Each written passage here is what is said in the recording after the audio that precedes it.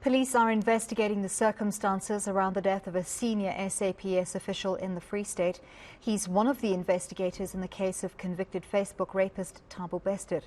Police spokesperson Atlenda Mate says the deceased had been with the police for over 30 years. He was also the provincial head of organised crime in the Free State.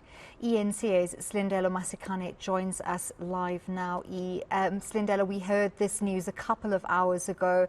At that stage, the news was still quite sketchy. The SAPS trying to piece together exactly what happened, and only in the last hour could we reveal the name of the deceased. Can you give us a full picture of what is supposed to have happened?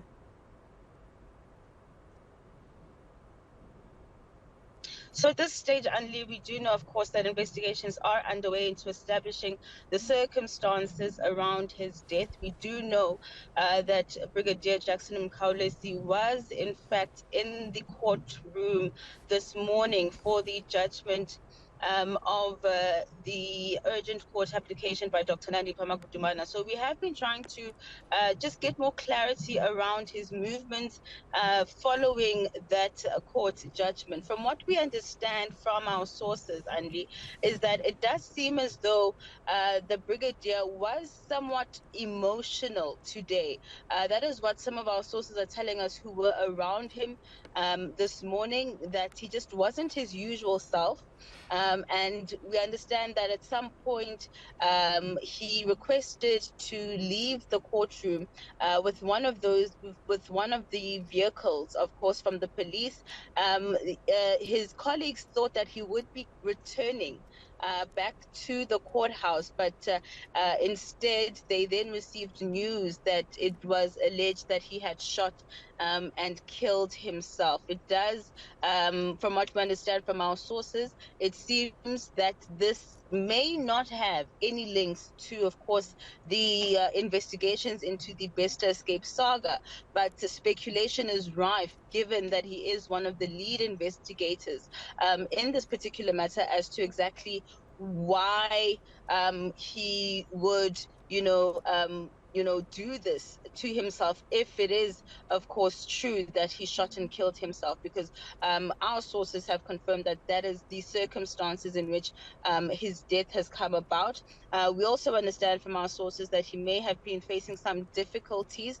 We know that he just recently got promoted last year to this high-ranking position, and from what we understand, it does seem as though he was seeking some kind of early retirement, but wouldn't be able to do that because he would still have to serve at least 2 years in his position to be able to retire with the package of a high-ranking police official. So those are just some of the details I've been able to confirm around what may have led to the death of the brigadier, but of course we will await more in terms of the investigations and what those will reveal in order to confirm some of this information that I've been receiving since the news broke.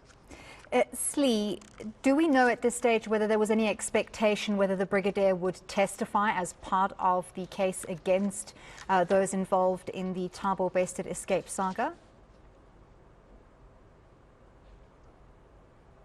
Remember that during the bail application, we did see one of the investigators testifying against the bail of the accused, but at this point it's unclear whether at any point during trial stage we would have seen Brigadier Mkhawulesi perhaps taking to the stand. But I mean, this is a very senior ranking member of the SAPS who was the head of the organized crime unit, and obviously playing a very crucial role in the investigations of this escape saga.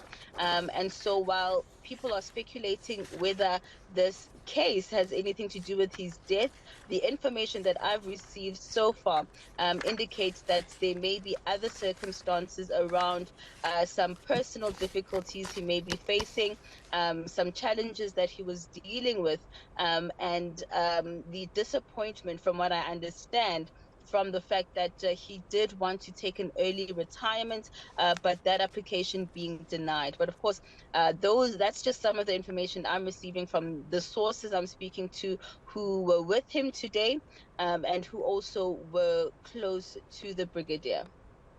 That investigation still ongoing, of course. Thank you very much for that update. That was eNCA senior reporter Silindelo Masikane.